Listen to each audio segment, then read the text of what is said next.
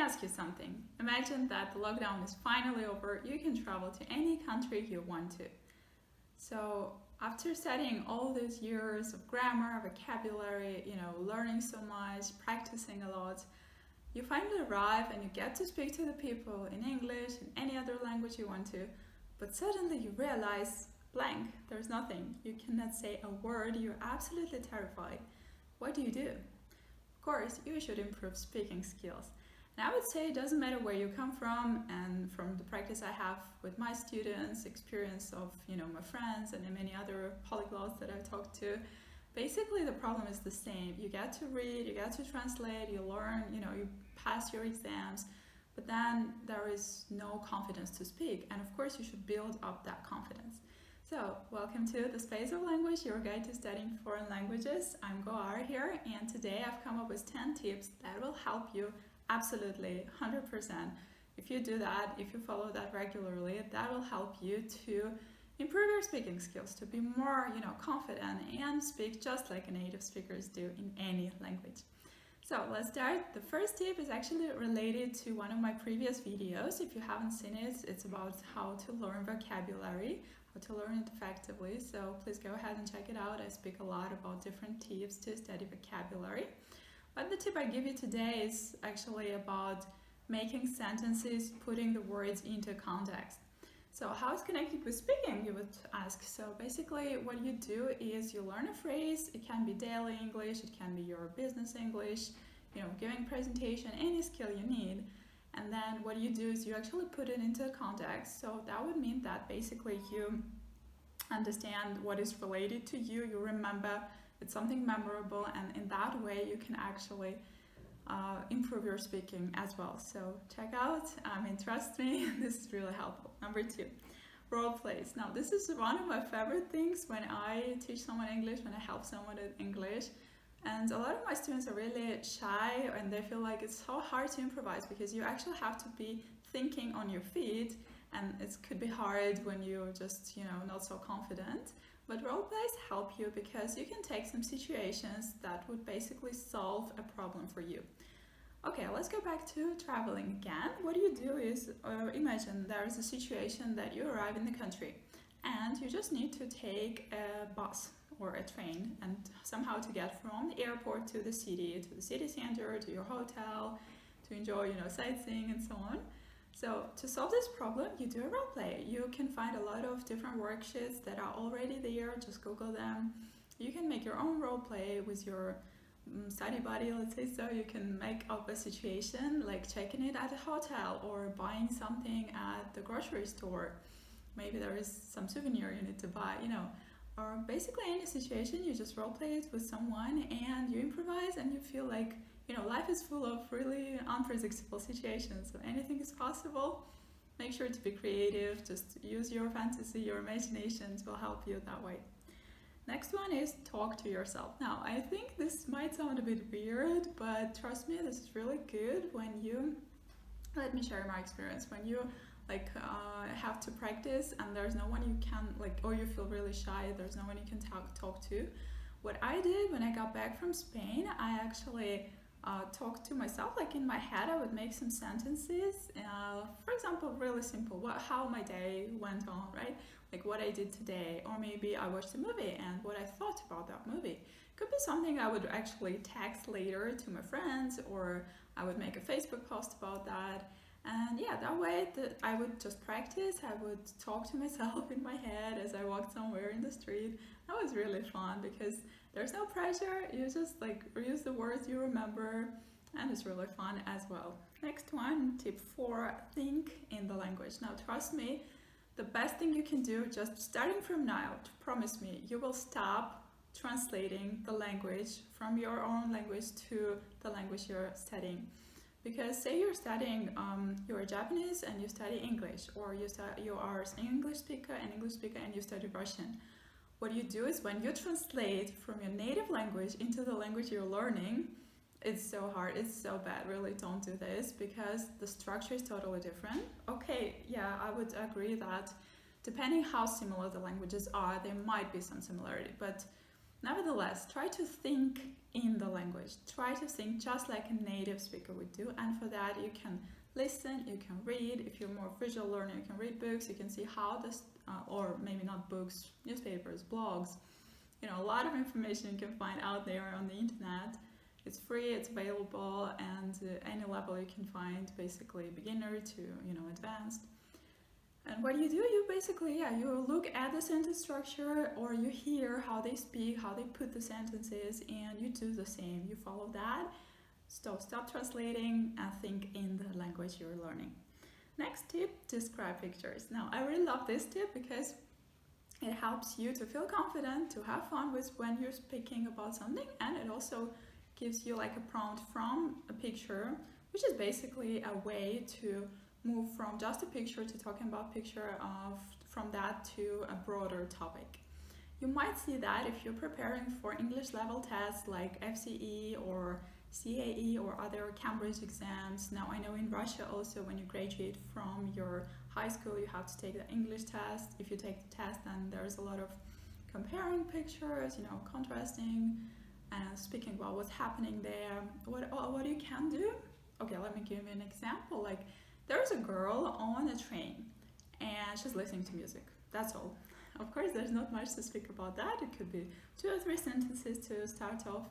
But what I suggest, what you should do is that you go ahead and make a story. Of course, you speak about foreground, background. You speak about the clothes she's wearing, her mood, what she's doing there, maybe some emotions.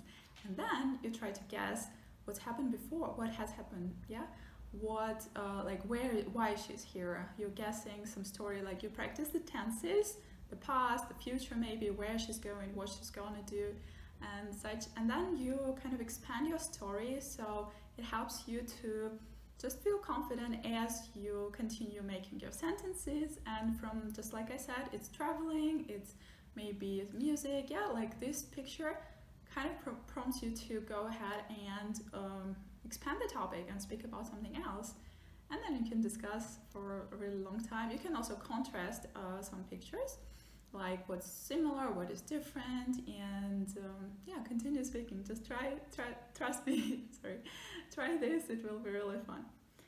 Next one, retell stories. This is also nice. You can make, for example, an article summary. Like you just read an BBC article and you already have some vocabulary, you have some knowledge about the story. You express your own opinion as well as retelling the story. It could be as short as 5-6 sentences. It could be just the main idea, what the writers spoke about, what you agree with, what you disagree with.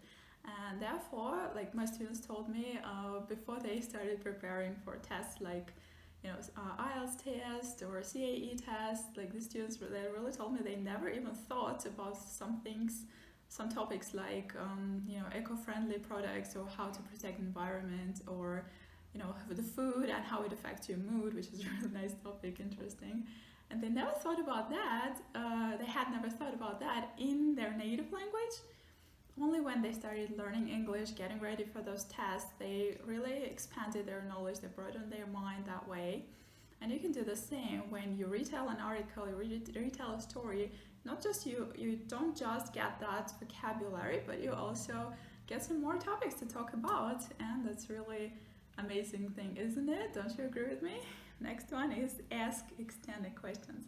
This is something I learned at my school back in Russia, and what we did, thanks to my wonderful teacher, English teacher, we would ask, we had actually tests, like English speaking test, spoken test every year, and we had like 2 people speaking. For example, topic was sports, but you wouldn't just ask a simple question like what's your favorite sport or how long have you been doing it.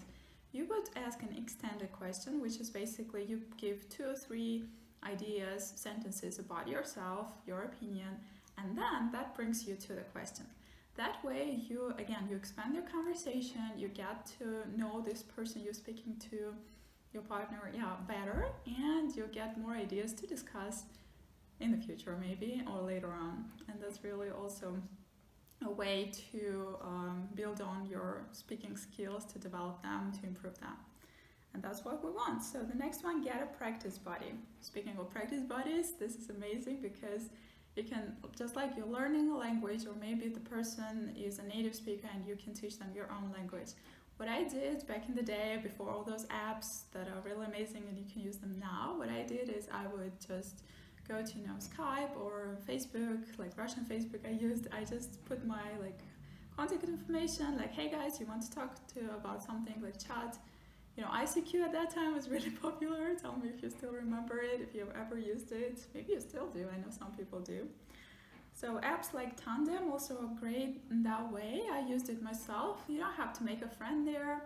And a good thing is that you can ask them to, correct some mistakes you make, and you talk about things you have in common or things you want to do. Usually it's traveling, usually it's, your hobbies, like really easy questions that you will start off, and that way it can lead you to feeling more confident, just getting into the water, trying it step by step, and feeling confident and improving as with the practice, but just make sure to do it regularly. All right.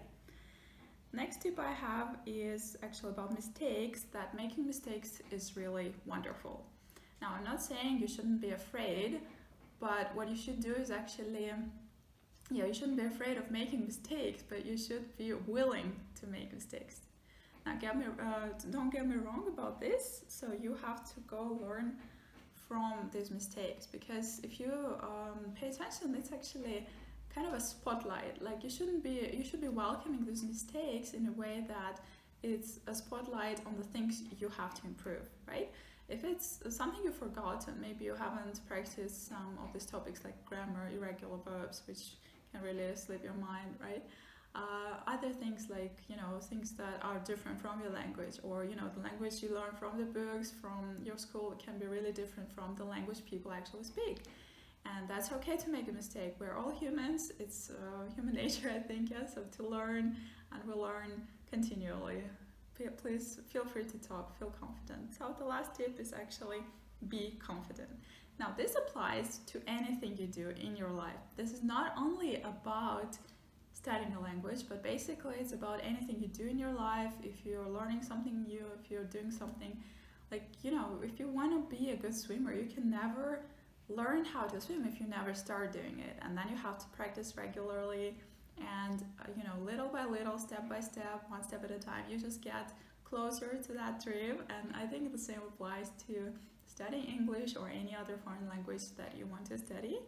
Be confident, make sure you practice regularly, make sure you use these tips. And actually, I have a challenge for you. Let's say that you take one of those tips that I mentioned today and you start applying it right away, right now. So go ahead, find a picture to describe. Google Images are great for that. Find a travel buddy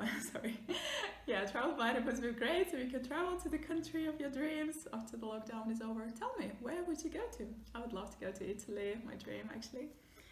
And so then comment on the video down below. Make sure to follow me if you haven't yet. And then I will be happy if you follow me on social media. I share some other ideas and tips, and it's really great to have that community of people studying together. So after you take the challenge, practice one of the tips, apply it today, comment on this video and tell me if it was useful for you. How was your own experience? How did you feel? Maybe it was unusual, maybe it was really fun. And maybe you have some other ideas you want to talk to me about. So make sure to stay updated for further videos. I will talk to you soon. Have a wonderful day. Bye bye. Best of luck.